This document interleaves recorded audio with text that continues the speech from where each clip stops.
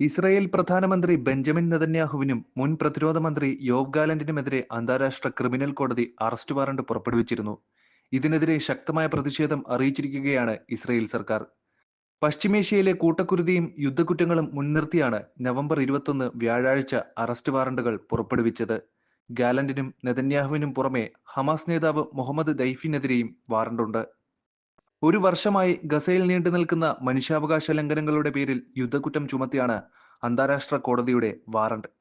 ഇതിനായുള്ള അപേക്ഷ ICC chief പ്രോസിക്യൂട്ടറായ Kareem Khan കഴിഞ്ഞ മെയ് 20-ന് മുന്നോട്ട് വച്ചിരുന്നു. ഗസയിലെ ജനങ്ങൾക്ക് ഭക്ഷണം, വെള്ളം, മരുന്ന്, ഇന്ധനം, വൈദ്യുതി എന്നിവ ഉൾപ്പെടെയുള്ള സഹായങ്ങൾ നിഷേധിച്ചുവെന്നും ICC ചേംബർ വിലയിരുത്തി. ഇതിനെ തുടർന്നാണ് അറസ്റ്റ് വാറണ്ട് പുറപ്പെടുവിക്കാനുള്ള തീരുമാനം. നേരത്തെ അറസ്റ്റ് വാറണ്ട് നൽകുമെന്ന കരീം ഖാന്റെ മുന്നറിയിപ്പ് ഇസ്രായേൽ കണക്കിലെടുത്തിരുന്നില്ല. ഇസ്രായേൽ, ഗാസ, വെസ്റ്റ് ബാങ്ക് എന്നിവിടങ്ങളിൽ നടത്തുന്ന അന്താരാഷ്ട്ര കുറ്റകൃത്യങ്ങളുമായി ബന്ധപ്പെട്ട് കിട്ടിയ തെളിവുകൾ ഭീതിപ്പെടുത്തുന്നതാണെന്ന് കോടതി അഭിപ്രായപ്പെട്ടിരുന്നു. ഒക്ടോബർ 7-ന് നടന്ന ആക്രമണത്തിനിടയിലുണ്ടായ ബലാത്സംഗങ്ങളും ഗാസയിലെ സാധാരണ ജനങ്ങൾ കൊല്ലപ്പെടുന്നതിലേക്കും പരിക്കേൽക്കുന്നതിലേക്കും നയിച്ച ബോംബാക്രമണങ്ങളുമെല്ലാം അന്താരാഷ്ട്ര കോടതി പരിഗണിച്ചു. കോടതി ഉത്തരവിന്റെ അടിസ്ഥാനത്തിൽ 120 രാജ്യങ്ങൾ മുൻകൈയെടുത്താൽ നെതന്യാഹു ഉൾപ്പെടെയുള്ളവരെ അറസ്റ്റ് ചെയ്ത് തടവിലാക്കാൻ കഴിയുമെന്നും കോടതി അറിയിച്ചു. അതിനുള്ള അധികാരമാണ് ഈ ഉത്തരവിലൂടെ കോടതി നൽകുന്നതും. എന്നാൽ ഇവരെ സ്വന്തം രാജ്യങ്ങളിൽ വെച്ച് അറസ്റ്റ് ചെയ്യുമോ എന്ന കാര്യത്തിൽ കൃത്യമായ നിലപാട് കോടതി അറിയിച്ചിട്ടില്ല. അമേരിക്കയും ഇന്ത്യയും മാത്രമാണ് ഇസ്രായേൽ പ്രധാനമന്ത്രിക്ക് സുരക്ഷിതമായി യാത്ര ചെയ്യാൻ കഴിയുന്ന 2 രാജ്യങ്ങൾ. അന്താരാഷ്ട്ര ക്രിമിനൽ കോടതിയുടെ റോം സ്റ്റാറ്റ്യൂട്ടിൽ ഒപ്പുവെച്ച ഏതൊരു രാജ്യത്ത് പോയാലും നെതന്യാഹു ഉൾപ്പെടെയുള്ളവരെ അറസ്റ്റ് ചെയ്ത് തടവിലാക്കാൻ സാധിക്കും. ഇതിൽ അമേരിക്കയും ഇസ്രായേലും റോം സ്റ്റാറ്റ്യൂട്ടിൽ ഒപ്പുവെച്ചിട്ടില്ല എന്നതും ശ്രദ്ധേയമാണ്. ആഫ്രിക്കൻ രാജ്യങ്ങളാണ് റോം സ്റ്റാറ്റ്യൂട്ടിൽ ഏറ്റവും കൂടുതൽ ഒപ്പുവെച്ചിരിക്കുന്നത്.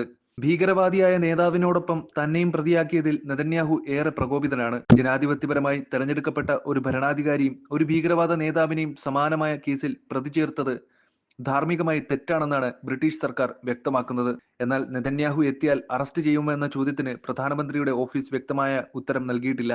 ICCയുടെ ഉത്തരവിന്റെ അടിസ്ഥാനത്തിൽ ബ്രിട്ടനിലെ ഒരു കോടതിയും കൂടി സാധുത നൽകിയാൽ മാത്രമേ പ്രതിപ്പട്ടികയിലുള്ളവരെ അറസ്റ്റ് ചെയ്യാൻ കഴിയുകയുള്ളൂ. ഗാസയിലെ ജനങ്ങൾ അടിസ്ഥാന സൗകര്യങ്ങൾ പോലും ഇല്ലാതെ കഷ്ടപ്പെടുകയാണ്. അതിനു പുറമെ മരണസംഖ്യയും ഉയരുന്നുണ്ട്. ഏറ്റവും ഒടുവിലത്തെ കണക്ക് പ്രകാരം മരണസംഖ്യ 44,000 കടന്നിരിക്കുന്നു. മരണസംഖ്യ ഉയരുന്നതും ICCയെ പെട്ടെന്നുള്ള നടപടി സ്വീകരിക്കുന്നതിലേക്ക് നയിച്ചതെന്നാണ് കരുതുന്നത്. മരിച്ചവരിൽ ഏറ്റവും കൂടുതൽ സ്ത്രീകളും കുട്ടികളുമാണെന്ന് ICC വ്യക്തമാക്കുന്നു. കുറെ കാലങ്ങളായി അന്താരാഷ്ട്ര ക്രിമിനൽ കോടതിയിൽ നെതന്യാഹുവിനെതിരെ നടപടിയെടുക്കേണ്ട കാര്യങ്ങൾ പുരോഗമിക്കുകയായിരുന്നു.